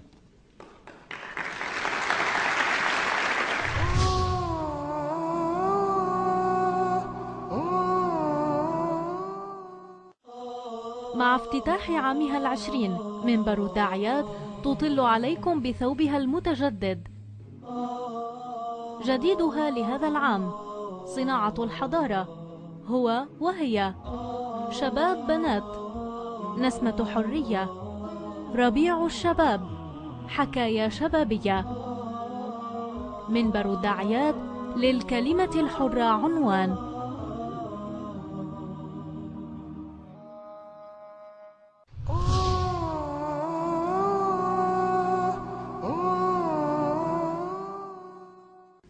All right, he said we have some more questions, and I think I was going to try to wrap up, because I know some people, it looks like you got to leave and go somewhere. I mean, maybe there's a special ball game on tonight, you know. I want to see it too. Anyway, for sure, we want to answer as many questions as we can, but I want to keep coming back to the context of dealing with misconceptions. Go ahead. Why does Islam order such severe punishments as cutting the hand of a thief and giving 10 lashes for adultery? 10? 10, yeah, that's a discount. You're missing a zero. It's 100, not 10.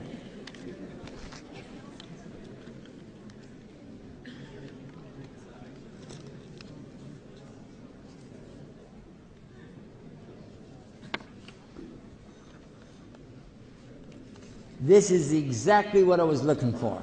Jazakallah khair for giving us this one.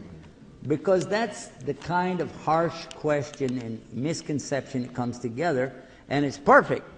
Why does Islam order you to cut off people's hand or beat them 100 times for adultery?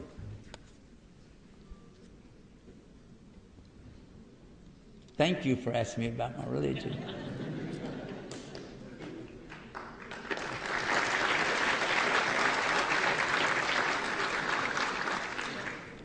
Because in Islam, we have to tell the truth. And if we don't know, we have to say, I don't know. But the evidence is clear. And if I lie, I'm going to hell, and I don't want that. So this is what you can rely on. If you got a real Muslim in front of you, you're going to get the real story. Or else you'll say, I don't know, let's go ask the sheikh and find out. But let's ask this way. Instead of saying why, let's say does. Does Islam order me to chop off hands, beat people up, and you forgot one? Cut off heads. What happened? You forgot that one? You had room on the paper. You should have put that one on there. Cut off the head. Cut off the head. Some people have their heads cut off. Oh! Did you know that? Some people had their heads cut off. In fact, if you study French history, the history of France, you'll find a whole lot of royal people had their heads cut off, all on the same day. And they weren't even Muslim, darn.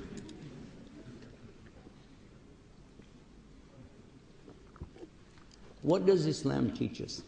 First and foremost, it teaches us about integrity, balance, honesty, rights. So let's find out now how come all of a sudden there's some kind of corporal punishment, physical punishment being distributed here. Suppose somebody steals a loaf of bread, you cut off his hand. Yeah? Is that really true? A guy doesn't want to be a Muslim anymore, cut off his head.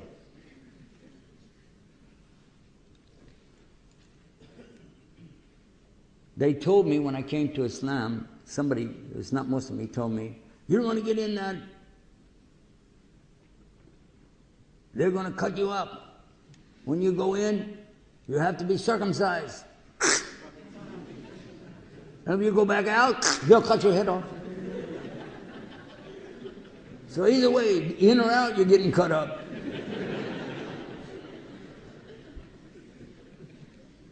Pretty scary religion. I really heard that. So I went to the one who brought me to Islam and I asked him, I wasn't Muslim yet. I asked him, I heard something about cutting off people's heads and stuff.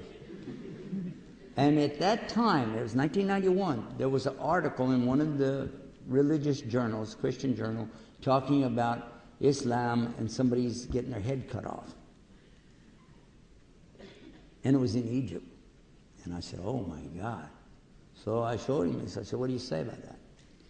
He said, well, if you notice, it didn't say that it happened.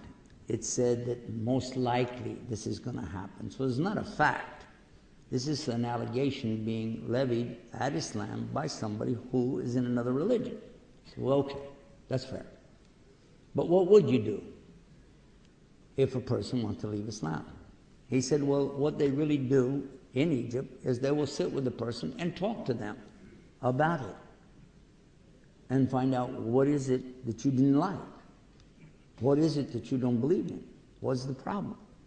If you just said, well, in Islam you have to believe in Jesus. Well, in Christianity you have to believe in Jesus too. So what's the problem? And step by step, they would go with them. And he said that even then, Egypt doesn't chop people's heads off for leaving Islam. Some people take the law into their own hands. But I found it to be true both ways. If somebody converted from being a Christian in Egypt to become a Muslim in Egypt, they could also be killed by their own relatives out of animosity that's coming from tradition and culture. You just ruined our whole family, you did this, you did that. So that doesn't mean Islam or Christianity did it. It means that people took the law into their own hands. But when it comes to this subject, let's take one that's a little bit more, I think, applicable, is the discussion about why cut off the hand of a thief. Why? Who would be worried about that? Are you really worried that somebody's going to cut off your hand? Because if you are, then what kind of living are you making? What are you doing for a living that scares you? And who are the people going to speak the loudest about this kind of thing? Huh? Who? Lawyers and politicians. And we don't have this in Islam, but if they said they would cut off your tongue if you lied, then all the journalists would hate Islam immediately. You follow that? So it's the one who does these things that's going to be more afraid than anybody else. But if you're not a thief, how many of you think it's nice to have a thief in your family? Huh? Have you had any of your relatives steal something from you? Well, in America, it happens all the time. When people use drugs, they lose their connection with anything else. They don't care about anything else anymore. And they need the drug more than anything, and they will do anything to anybody to get the money for the drug. They will do it. And that's known. So how many thieves do you think we have in America? Every day, stealing and stealing and stealing and stealing and stealing to fight this problem they have inside of themselves, needing that drug. And the more drug they take, the more they have to have the next day, till they kill themselves or go insane. That's drugs. So should you chop off their hand? And what about the guy that steals the loaf of bread? He's hungry. People steal food when they're hungry. Actually, Islam wouldn't cut off the hand of either one of them, because the one has a mental disorder, needs to be treated. The other one is hungry. Islam provides something called the Baitul Mal. Anybody can eat anytime, and they don't have to be a Muslim. They can get all the food, clothing, and even shelter that they need. It's a social system when there is the full Islamic state. But when there's not an Islamic state, it's not available, and that means that full Islamic Sharia cannot be practiced. You must never call for Sharia and the punishment that goes with that unless you've established the environment for it first. Because there are pluses that are not there. You don't provide people with the food, and then you're going to chop off hands for stealing food. That's stupid. And Islam doesn't allow that. So you have to know what the limits are. And that's why I mentioned that in the beginning. You have to understand too that an average person like me or Sheikh here, we're not muftis, we're not going to make that kind of call. It's a judge, a qadi in Islam, who has memorized the whole Quran, memorized all the hadith. He's somebody that's there at Fajr every morning to pray his prayers. He's somebody who cares about the community, and he's going to be looking at the one who employed the man who stole the food to find out, how come this man's stealing food? I'm going to look at the employer. How come this man didn't get paid? If anybody else from your employ, people that you hire, is hungry, you're not paying, and they're working, I need to talk to you, because you're the one going to be in trouble, not them.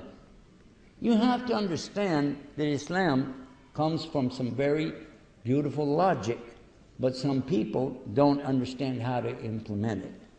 And so that's what we see again and again and again. We don't see the mercy, and we don't see the compassion, and we don't see the authority, the proper authority being represented when people go out here and start beating each other up. As far as the 100 lashes for the adulterer, there's a difference between adultery and fornication.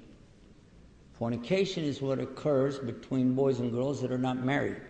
Adultery is what occurs between a man who is married and a woman, or a woman who is married and a man that is not married to him. So that's the difference. And there is a different punishment. But here's the trick behind it. Listen to this. Suppose somebody said they saw fornication. We're not going to talk about adultery here because this would be even higher. But just that, and it's more common, fornication, than adultery in all the societies. So a couple guys come along and they say, we saw so-and-so and such, and they were doing this. Oh, really? You saw them? Yes. You saw them. You didn't just hear a rumor. No, we saw it. Okay?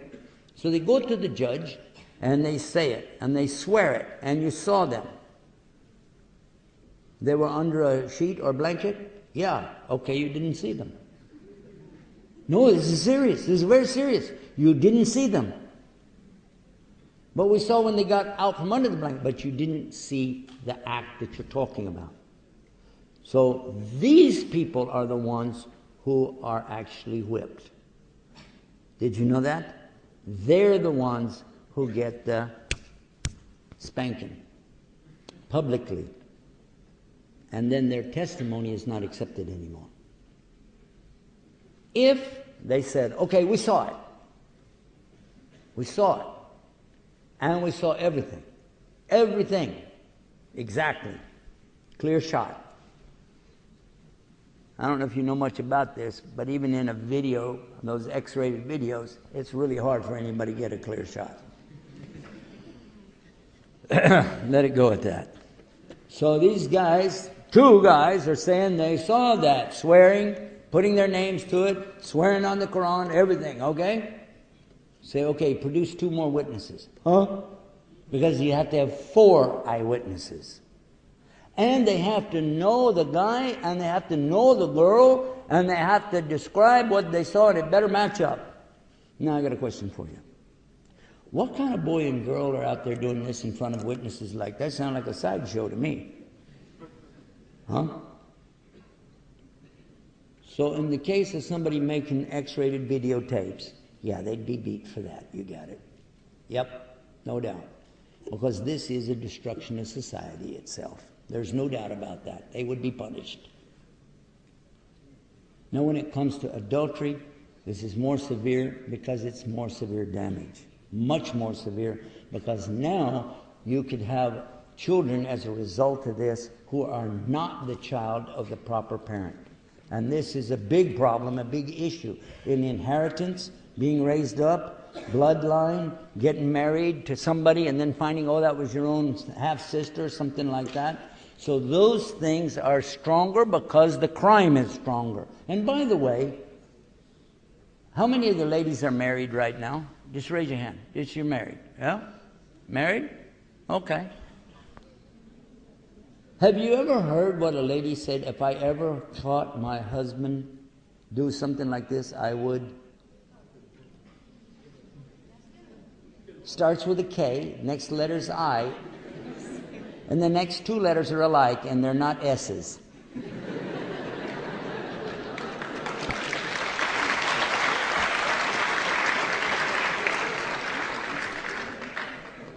And in Islam, she does not have the right to kill him. That's spelled out in Surah An-Nur, I think, yeah. Because it says clearly that if he brings evidence against his own wife, and she says no, and he says yes, she says no, yes, no, and they're swearing on the day of judgment, I'm saying the truth, even if I go to hell, I'm saying the truth. Then that's sufficient. No more. Court's not involved. So even the testimony of a spouse claiming they saw it is not enough to bring about the court's punishment, but Allah's punishment for sure going to be on them. So stop and think before you say that kind of stuff. And realize that the courts that we have set up today are far worse, because human beings have a tendency to put their own feelings on a situation, and they will overly punish some man or some woman because of their own feeling and emotion, but they'll let somebody else walk for the exact same crime simply because of some reshwa going on or worse. So do realize that this is from your Creator, this is not human beings. But the compassion comes first, and all the scholars that I ever read about said it's better to err in the leniency and the compassion than it is to be too tough and put the full hudud out there when it maybe shouldn't be. So consider that before you come attacking Islam, and realize that it's for the betterment of the whole society. All of us are benefiting from the laws of Islam, not laws of human beings. Sheikh, we have quite a few questions left, and I think that we would like to perhaps go to one that will be of benefit for everyone in the room and perhaps bring this evening to a close. And what we will do is take all the questions that have been given and, inshallah ta'ala, check through our websites and make sure that those questions will be answered, inshallah ta'ala. For those of you who would like to write Sheikh Yusuf, you can write him at contact@guideus.tv. That's contact@guideus.tv. And we would like to thank our local organizing groups for inviting us to come over to Beirut, Lebanon, and to visit the other cities here, showing us the wonderful hospitality that you have. And we hope, inshallah ta'ala, that we'll have an opportunity to return and visit with you again in the near future, inshallah ta'ala. Now, question? Yes, the next question that we have: how does one strengthen one's faith on a daily basis other than through dua or salah? I'm going to change the question a little bit because I want to make it relative to our subject about misconceptions. Because strengthening your faith, what is faith all about? The idea behind religion is to have a way in the next life to be saved. Salvation. In English, we use the word salvation. And it's happened to me that people have come to me and said, you don't have salvation in Islam. There's no salvation. Where's your salvation? You have to do all this stuff, and then even then, after you do all this stuff, you're not sure you're saved. What Muslim can guarantee they're going to go to paradise? Sure, I'm going. I don't have anything to worry about. No, we can't. True? Absolutely true. If you ask me, I want to come to your religion, what do you got a guarantee for me? The only thing I can guarantee you is hellfire. That I can guarantee. It's very easy to go to hell in Islam. Very easy. In fact, the hellfire will be started with Muslims, scholars of Islam. Yes or no? Yes, because they preached it, but they didn't live it. So that's a hadith of Rasul Sallallahu Alaihi Wasallam. Allah will start the hellfire with these scholars of Islam who said it, but they didn't follow it. It's very dangerous. So where's the salvation? This is getting scarier, you know? We already mentioned one of the most important parts is to have evidence to be sure that what you're saying, you can back it up. We're positive of what we said. It's easier to go to hell than it is to go to paradise. In fact,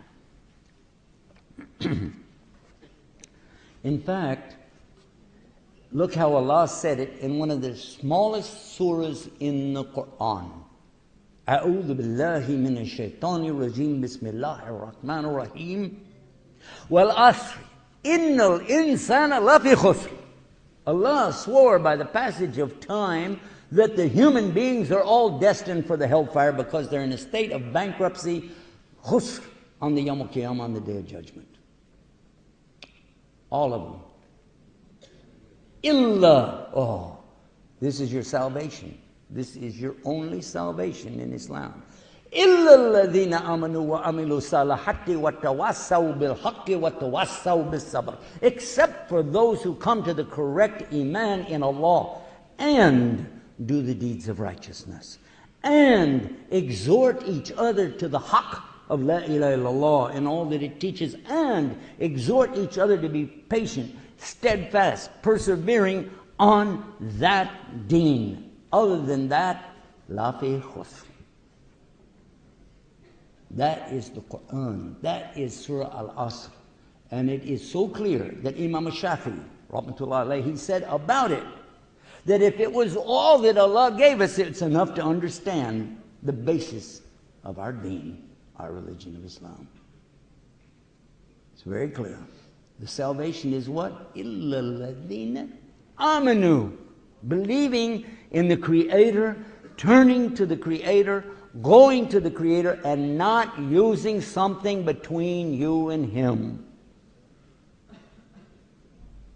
And doing the deeds of righteousness. And that doesn't mean a good deed a day, like a Boy Scout or something like that. It's in all that you do, your amalat, how you deal with the people, Muslim or non-Muslim, how you deal with your relatives, how you deal with your boss and your customers, how you deal with the animals, how you deal with the creation itself, even trees and flowers, even water. Prophet ﷺ mentioned all of these things. You read the hadith. There are hundreds of thousands of hadith out there. Many of them are sahih. Some are considered hasan, which means there could be a weakness in the way that it's said. But you read these and you'll be surprised again and again and again. They always come back to the same thing. If you're really a Muslim, it's about belief and action. And that's what it takes. You want to increase your faith? That's what you have to know. So if somebody comes to you and says, what's your salvation in Islam? Or do you have any salvation? Thank you for asking me about my religion. In Islam, we have absolutely need for truth. And if I can't do that, I need to shut up and just say I don't know. But if I know, I have to tell you. And we have it based only on Quran and Sunnah. We don't have our own opinion. If it's not Qala Allah wa Qala Rasul, then shut up. We don't need it. We don't need, that's pontification, rhetoric, and we don't need it. We want to hear what Allah said. We want to hear what the Prophet ﷺ said. Or an explanation. When you do translation, you have to really work on it because Arabic is very strong, and English is very weak when it comes to these matters. That's why I spend a lot of time taking a word and making sure people understand it. And me too. Because for sure, real Islam is nothing different than what Jesus taught, what Moses taught, what Abraham taught, what Adam himself lived by. It is to know that there's only one God, obey Him, and most important, when you sin, and you will sin, and here's your salvation, repent to Him and Him alone. Go back to Allah. Make tawbah. Like a U-turn in the middle of the street. Go back to Allah. Go back to the one who created you in the first place. Put your head on the ground. Raise your hand up to Him. Allah, Allah, forgive me. I'm sorry. I did it to myself. I'm wrong. La ilaha illa anta subhanaka inni kuntu minadh dhalimin. That's Islam. And that's the salvation.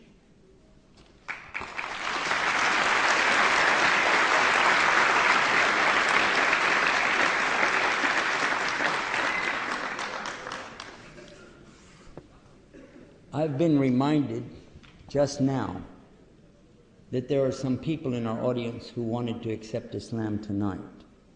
I knew about that earlier, and that's why I deferred the question, because I didn't want to answer it just then. But I want to make it easy for them. I don't want to bring them up here and put them on the stage, and I don't want to put them in front of the camera, because we don't need that. I don't need that. I know that there is a video out there that shows me giving shahada to a bunch of people at that big peace conference in Dubai. I'm aware of that. I saw it translated to Arabic. And frankly, although I cry when I see it, I don't like the idea that people are using it the way they do, as though it's the only person ever made shahada, or that I'm something big too. It's not. There are people that make shahada every day, and you never heard of them. And there are people that give shahada every day, and you don't know them either. And it really doesn't matter. What matters is, are we trying to get the real message of Islam out there? And when people enter Islam, and this is really key, somebody wants to be a Muslim, are you ready to help them? I dare say, and I don't know this, but I guess here, right now in Beirut, if somebody said they wanted to be a Muslim, that would be a very big thing for them, because they would be going against traditions of their families for who knows how many hundreds of years. And what kind of difficulties would they face when they go back to their friends, their relatives? What would they be looking at when their families find out, oh, you became one of those terrorists, just like that, right? How would they feel? They might lose their job, if they had one. They might lose their home, be kicked out. That happens in the States, by the way. Are we really prepared to help our new brothers and sisters?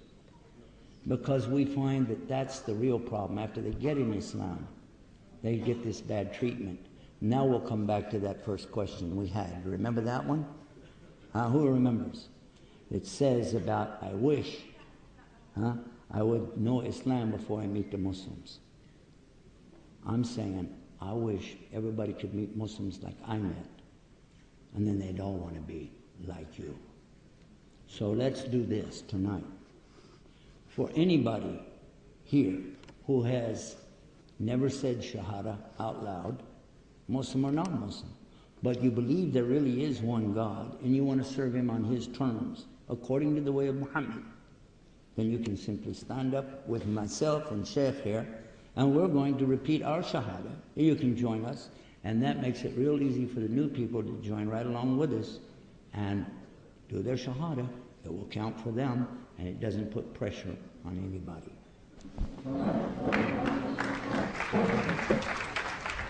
It's not my flag. I'm going to put it up. Whoa!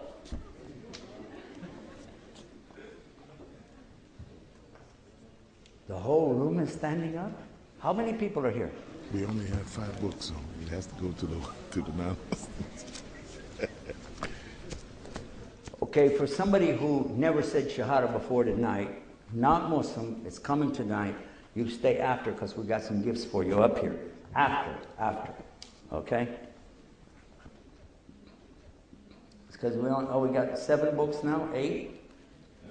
9? All right. But for those who come up afterwards, if they don't have enough, I'm going to make sure, inshallah, that they will help you out, give you the books. And we have some other goodies too, right? Yeah. What about Mus'haf? You got Mus'haf? Muntada. Okay. Inshallah. And I think, well, we'll do it in English first. And then we'll do the Arabic.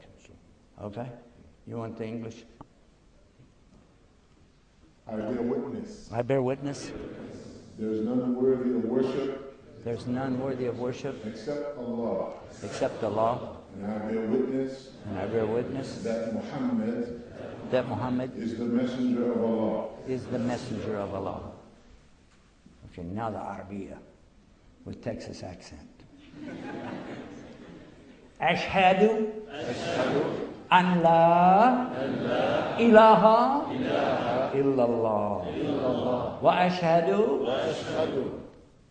anna Muhammad Rasulullah wa Isa Rasulullah.